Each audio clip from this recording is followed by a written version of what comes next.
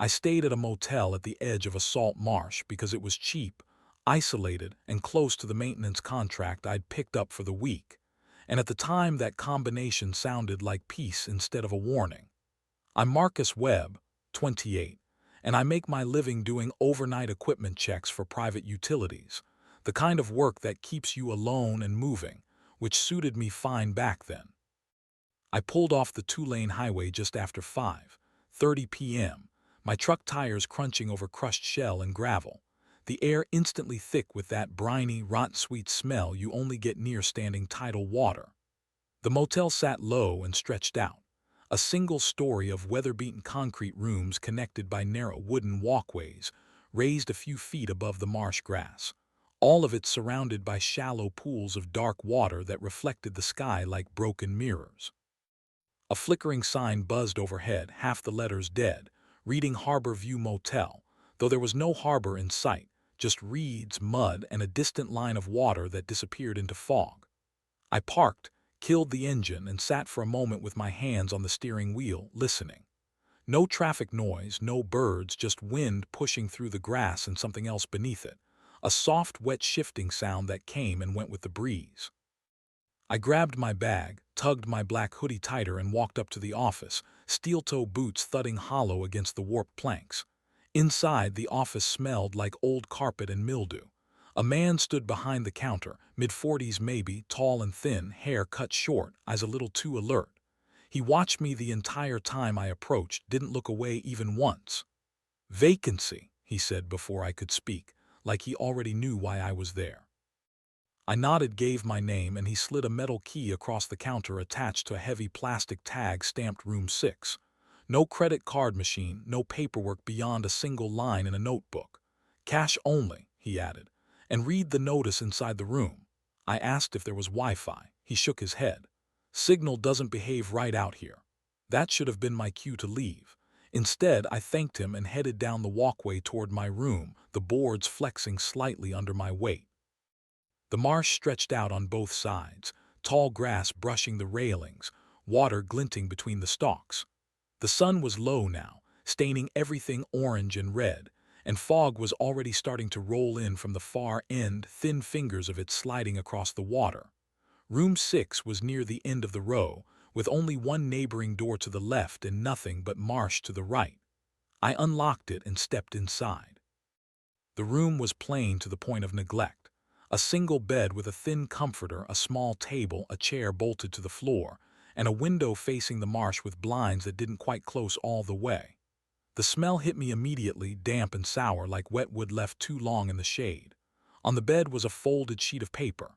I picked it up, expecting checkout times or emergency exits. Instead, it was a list, typed and slightly yellowed, the edges soft from handling. "Rules for guests," it read.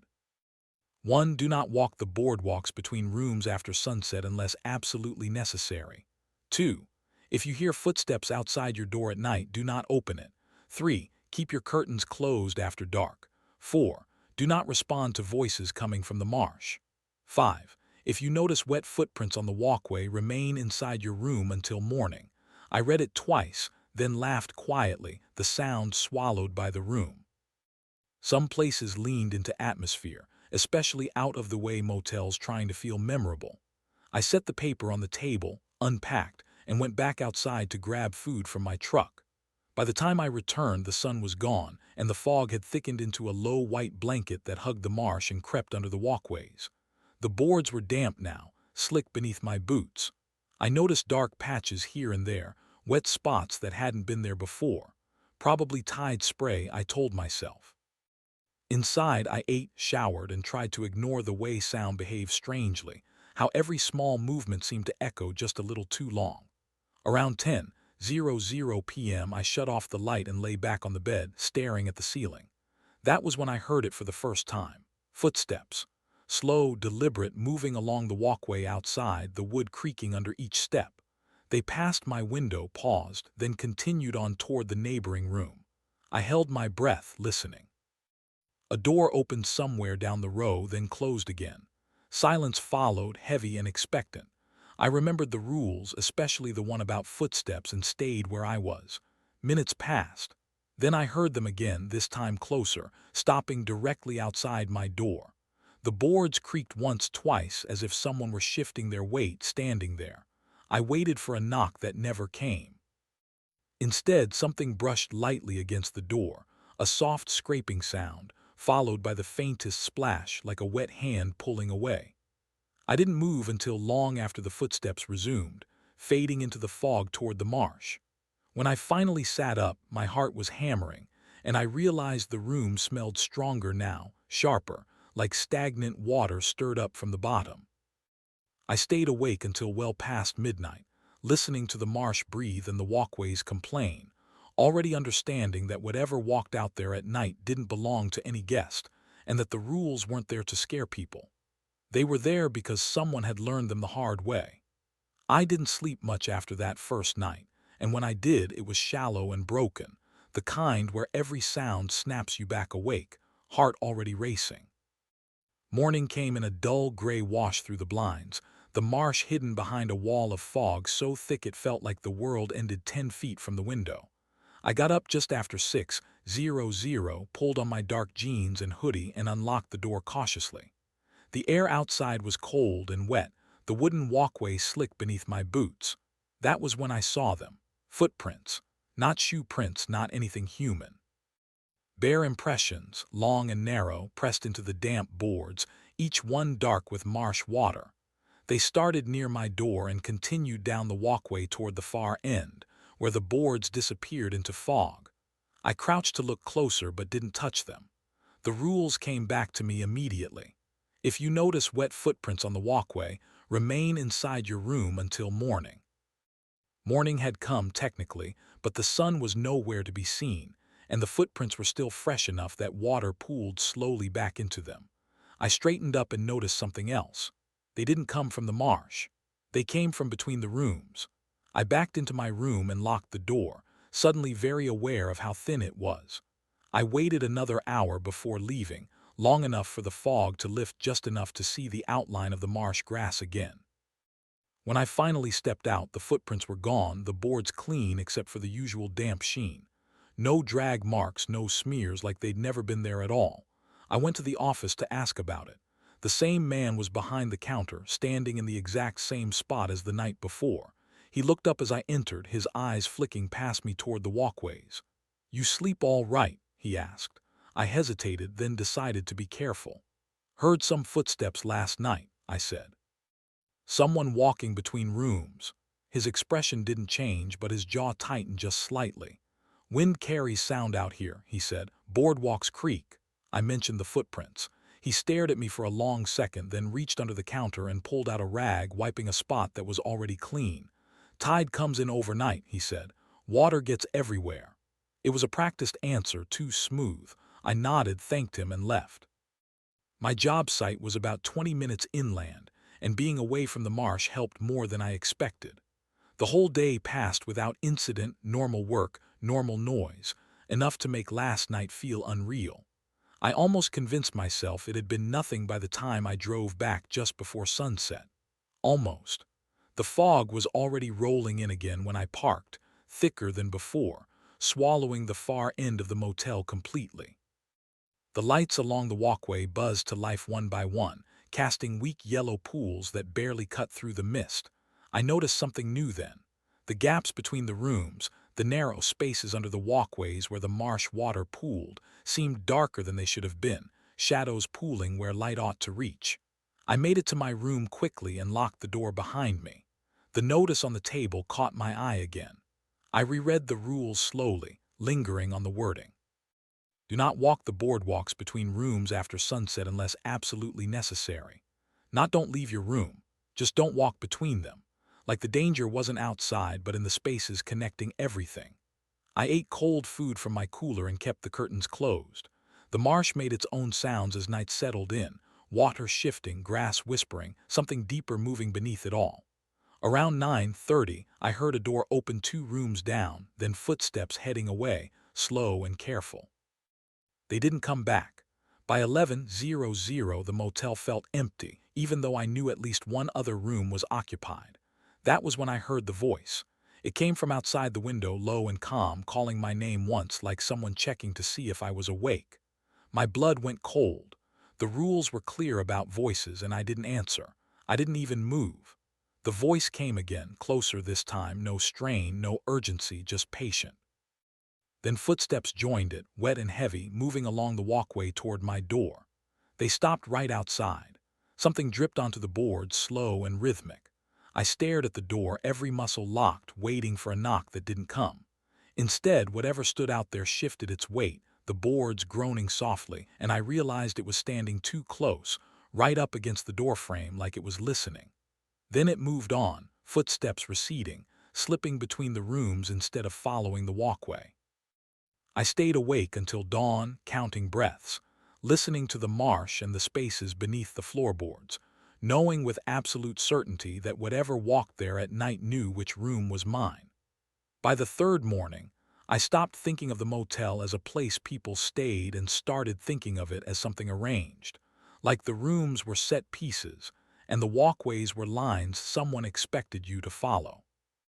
I woke just after sunrise with my jaw sore from clenching it all night and my head buzzing from lack of sleep. The fog had thinned enough to show the marsh again, but it hadn't lifted, just loosened, drifting in slow, lazy currents between the grass. I waited a full 10 minutes before opening my door, listening for anything that didn't belong. When I finally stepped out, the walkway was empty. No footprints this time. No wet patches either. That bothered me more than if they'd been there. I went to the office before work, determined to get answers or at least confirm I wasn't imagining things. The man behind the counter was there again, same posture, same stillness. I asked how many rooms were occupied. He hesitated just a fraction of a second too long, then said, "A few." I asked about the guest 2 rooms down, the one whose door I'd heard open the night before. His eyes flicked up sharply. "That room's been empty all week," he said. The words landed wrong, heavy and final. I didn't argue. I left, drove to my job site, and spent the day distracted, replaying every sound from the night before. I told myself I'd check out early, find somewhere inland, but the idea of going back to pack my things made my stomach twist. I waited until late afternoon, hoping daylight would make it easier.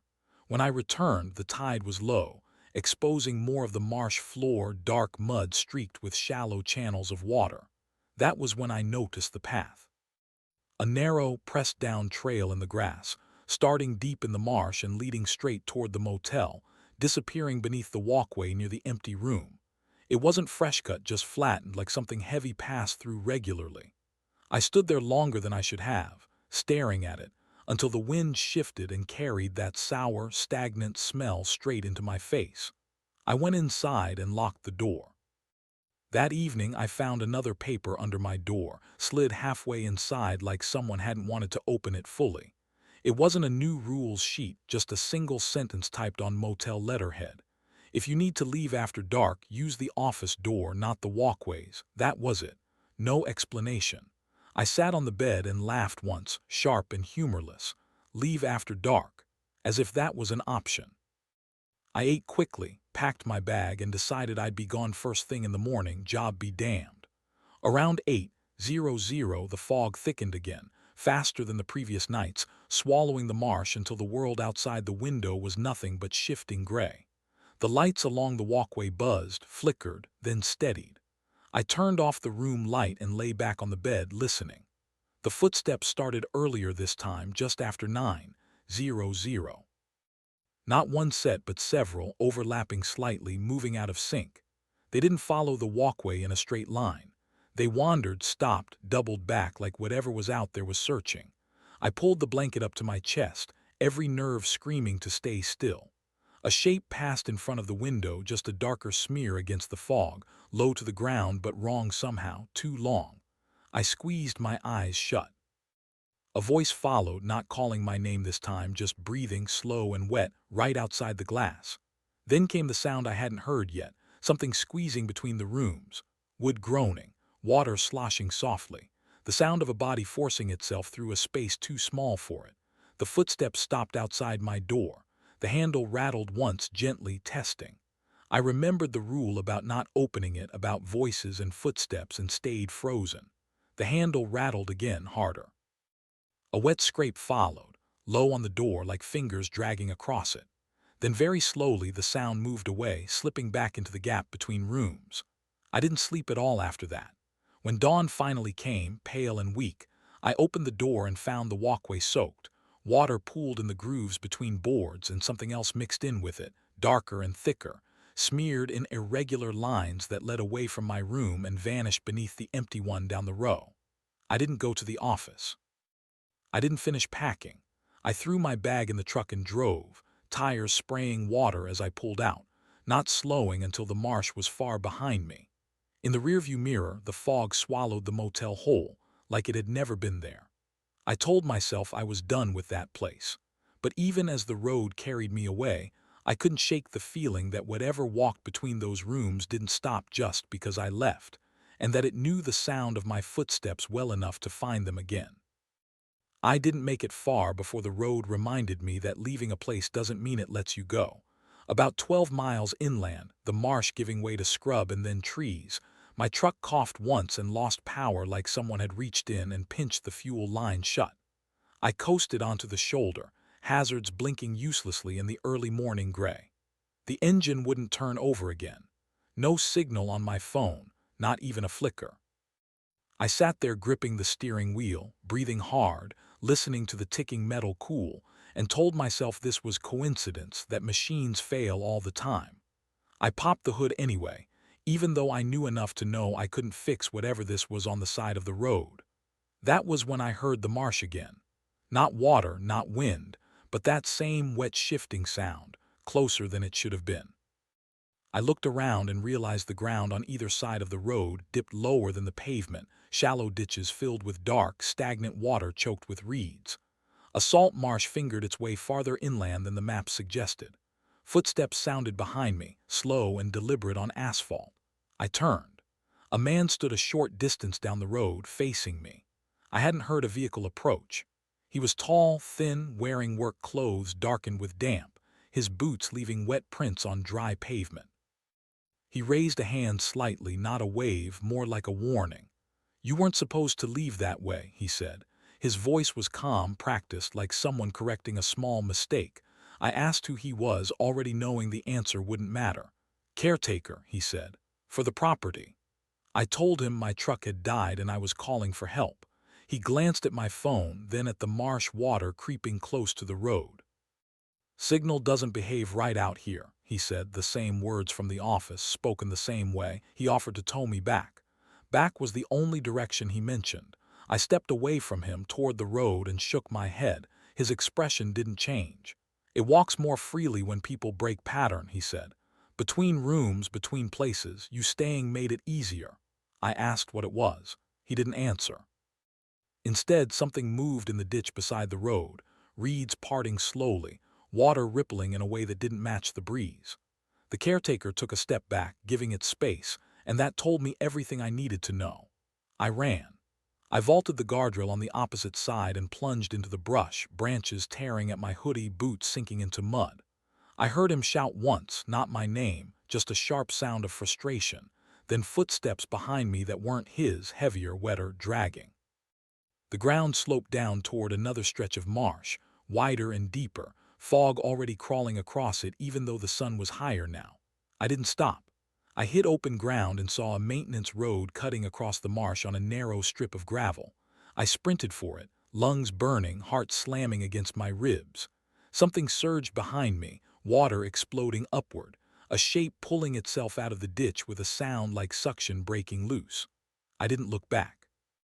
I hit the gravel road and ran until my legs gave out, until I collapsed on dry ground, gasping. The sounds faded. No pursuit, just marsh wind and distant water. A pickup passed an hour later and the driver stopped without me asking, looking at me like I'd crawled out of a nightmare. He drove me to the nearest town without questions. I didn't look back. I didn't ask him to. That night in a cheap inland motel, I lay awake listening to normal sounds, traffic, voices, air conditioners, and felt no relief. Because somewhere between rooms, between places, something had learned how easily paths connect. 6 months have passed, and I still measure distance in terms of how far I am from water that doesn't move right. I finished the maintenance contract early, Took work farther inland, places where the ground stays dry and the nights sound normal, but the habits stuck. I don't stay in roadside motels anymore, not the kind with exterior doors, not anywhere with walkways or shared spaces you have to cross in the dark. I keep curtains closed after sunset without thinking about it. I listen before I open doors. Officially, nothing ever came of the Harbor View Motel. When I looked it up later, the listing was gone, like it had never existed, the address leading to a dead-end road on the edge of protected wetlands. No reviews, no records, nothing but satellite images showing marsh grass and shallow water. I tried calling the county once, asking about permits, about who owned the land. The woman on the phone put me on hold, came back a minute later, and told me there was no structure approved in that area. Her tone made it clear the conversation was over. Sometimes, late at night, I still hear it in my head, that soft creak of wood under slow footsteps, the sound of something squeezing through a space just barely big enough to allow it, and I realize the fear isn't tied to the motel anymore. It's tied to the idea of between rooms, between buildings, between places people think are separate but really are. I read news stories now with a different eye, reports of missing people from coastal towns. Stories about strange footprints on docks, about voices heard in fog, about dogs refusing to go outside near marshland. They're never connected. They're never followed up on for long. And I know why. Whatever walked between the rooms at that motel didn't need the motel. It used it. The walkways, the gaps, the habits of people moving where they were told it was safe. I don't know what happens to the ones who open their doors. I don't know what happens to the guests who don't leave in time. I only know that some places aren't meant to be crossed casually, and some things don't need to chase you to follow you. Last week, I stayed late at a job site and walked out to my truck just after midnight. The building had exterior corridors, concrete instead of wood, but the sound carried the same way.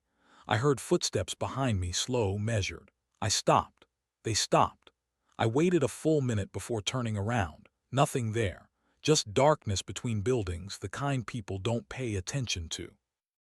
I got in my truck and left without finishing the shift.